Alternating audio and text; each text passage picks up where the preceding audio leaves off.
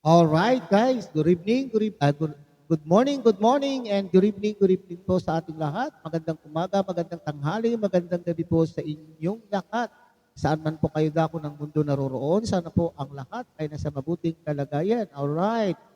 So, mainit-init na balita po ang ating pong tatalakayin ngayong araw na ito sa ating video.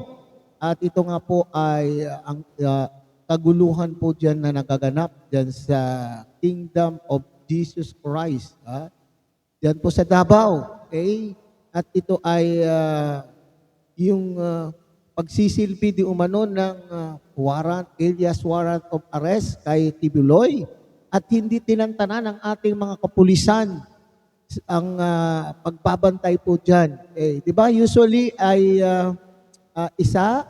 isang araw ang inilalagi ng ating mga pulis sa paghahanap ng pugante. Pero dito sa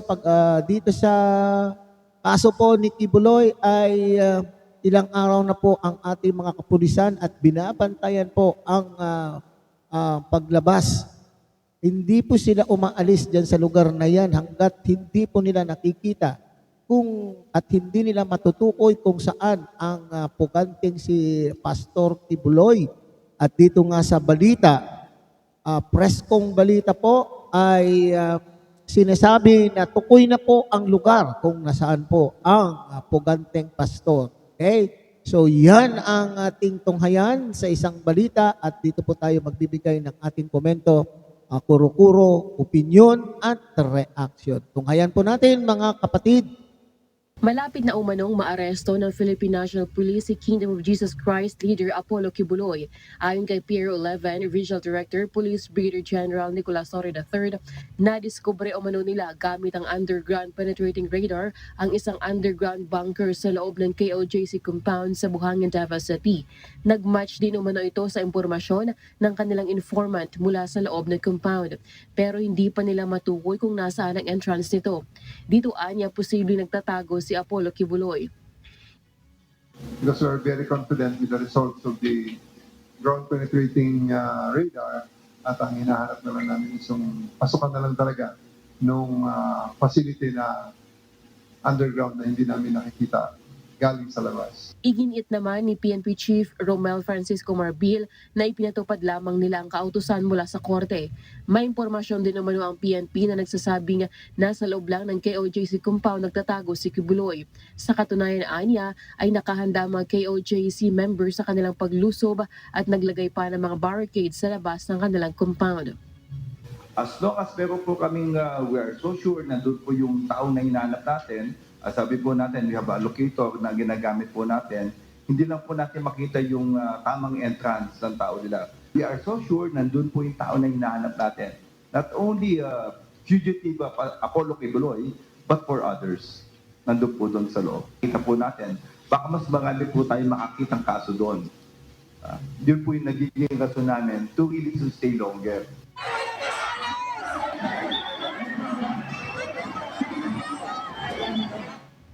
Samantala, nagkagulo kagabi sa Davao City nang magsagawa ng kilos protesta ang mga miyembro ng Kingdom of Jesus Christ sa kabaan ng Carlos P. Garcia Highway bandang alas 7 ng gabi. Nagkagulo ang buong paligid dahil nagsaset up pa sila ng stage sa harapan ng Jose Maria College upang isigaw ang kanilang panawagan. Ilang mga miyembro naman ang umakyat pa sa overpass. Galit na galit ang mga KOJC members sa ginawang pang-aabuso umano ng PNP sa kanila. Hindi naman makadaan ang mga motorista dahil hinarangan ng mga reliyista ang dalawang lane malapit sa Davao Airport habang may bit-bit ng mga banner. Nag-ugat ang kilos protesta ng KOJC members nang pasukin ng libu-libong pulis sa kanilang compound sa Buhangin upang hanapin ang kanilang leader na si Kibuloy. Ilan sa kanilang mga panawagan ay ang pag-resign sa pwesto ni Pangulong Bongbong Marcos Jr. na nag-utos umano sa mga pulis upang hulihin si Kibuloy. Binatikos din nila ang pang-abuso ng mga PNP sa paggamit nito ng matinding puwersa para hulihin ang kanilang leader. Samantala, pinabulaanan rin ng PNP ang payag ng KOJC na nagpatupad ng lockdown sa Davao. Ganon din ang kanseladong mga flight sa Davao International Airport. 6 na pulis naman ang sugatan matapos atakihin ng mga reliyista. Lalain mo rin o kumahataw sa balita ngayon. Okay, so yan ha. mistulang kung atin pong titignan po ang sitwasyon po ngayon sa Davao, mga kapatid, ay ginagaya po nila ang EDSA People Power, okay? Nagrarally sila upang ipahayag ang kanilang damdamin, upang ipahayag ang kanilang pagtutol na pagpasok po ng mga kapulisan po natin dyan po sa compound po ng KJOC. Sinasabi po ng mga ilang nagko-comment, lalo na siguro ito yung mga member ng church ng KJOC ay talaga naman sinasabi na OA dahil sa dami po ng bilang ng mga kapulisan na pumasok po dyan sa loob ng kanila pong compound. Hindi natin po maiiwasan na talaga pong hindi po natin na talagang anong tawag dito?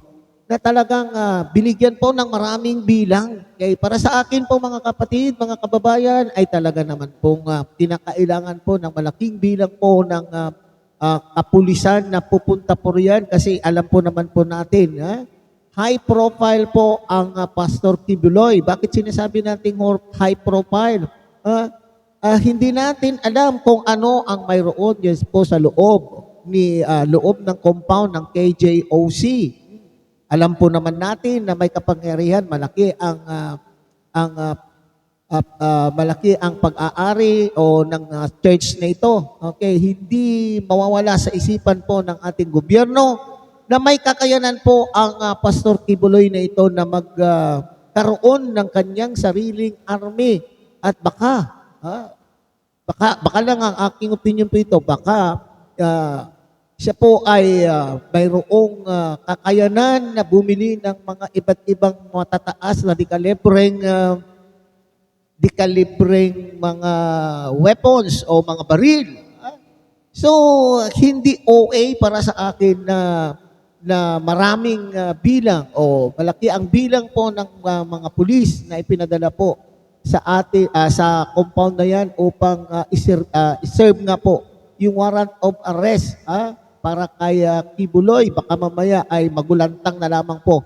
Kung iilan lang po yung bilang ng pulis na ipapadala po dyan, ay magugulantang na lamang po at sila po ay baka imbes na sila po ang mag-aresto, baka naman po sila po ay ma-aresto sa loob, makubkob doon sa loob ng KJOC compound. Okay?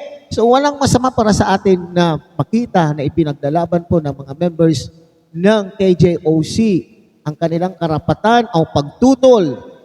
Pero mamaya mayroon po tayong opinion tungkol po dyan. Okay? So dito po tayo na sinasabi po ng mga opisyal ng pulis na tukoy na daw po ang kinaroroonan ng puganteng pastor. Sinasabi sa tulong po ng ground detector, anong tawag dyan? Yung pagdidetect kung may tao doon sa loob ng underground na bunker na yan, biruin mo, yan, sinasabi natin, may kakayanan na gumawa po ang isang bunker, ang isang pastor, Kibuloy na ito, hindi mawawala sa isipan po ng ating kapulisan na talaga naman pong maaaring siya po ay mayroon ding private army at mayroon din po siyang kakayanan na kumuha po o bumili ng malalakas na dekalibreng mga baril. Kasi ito nga, bunker nga po di ba mahal po ang nagpapagawa po ng bunker. Okay?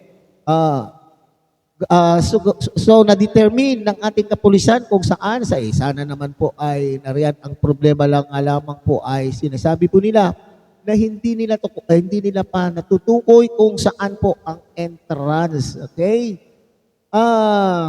Ngayon, kung talagang nariyan po ang puganting pastor, okay, nako, sa kinikinita kong mga kababayan, sa kinikinita kong mga kababayan at itong pagtutol po ng kanila pong matataas na opisyales ng kanila pong ang kanila pong simbahan o ang kanila pong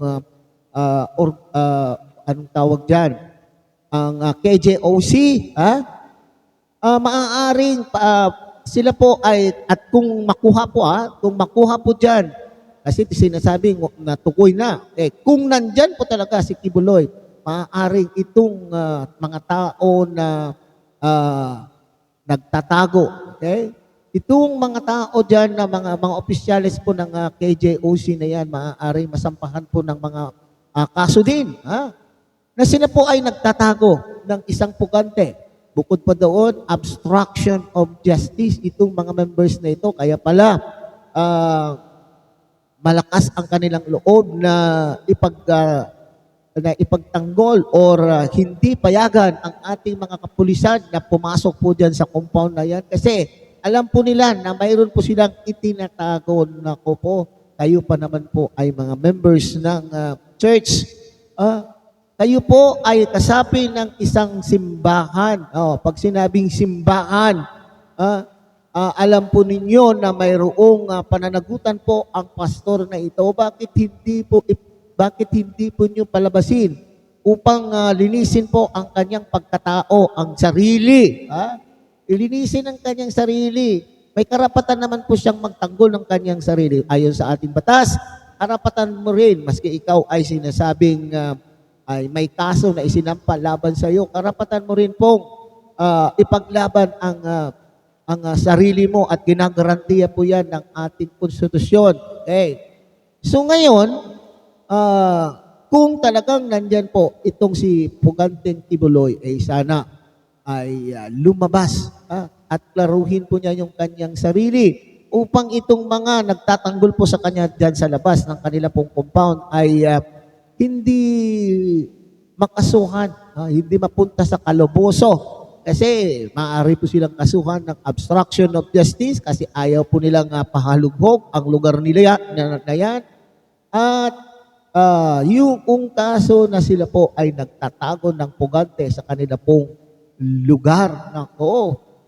At yun naman pong sinasabi na sa kaguluhang ito ay pwede bang magdeklara ng martial law dyan sa Pusa Davao? Nako, mahabang proseso po yan ang dadaanin bago makapagdeklara po ng Pangulo ng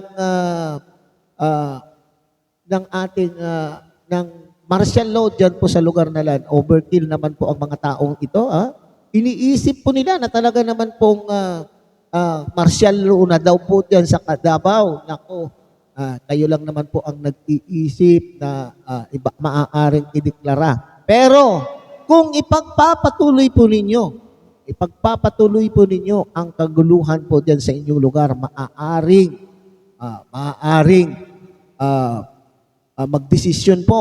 Hindi lamang po ang ating Pangulo kung sino pa yung mga dapat magdesisyon na maaaring ideklara nga po ang martial law dyan po sa inyong lugar. Kung kayo po ay nagpupumilit, nagmamatigas, at mayroon pong violation na nagagawa po dyan, violation, maraming masasaktan para maiwasan po ang kaguluhan, maiwasan po ang mga sibilyan na maaaring masaktan, pwede natin pong, pwede sigurong ideklara po ng ating pamahalaan o ating gobyerno ng martial law po dyan sa lugar na yan.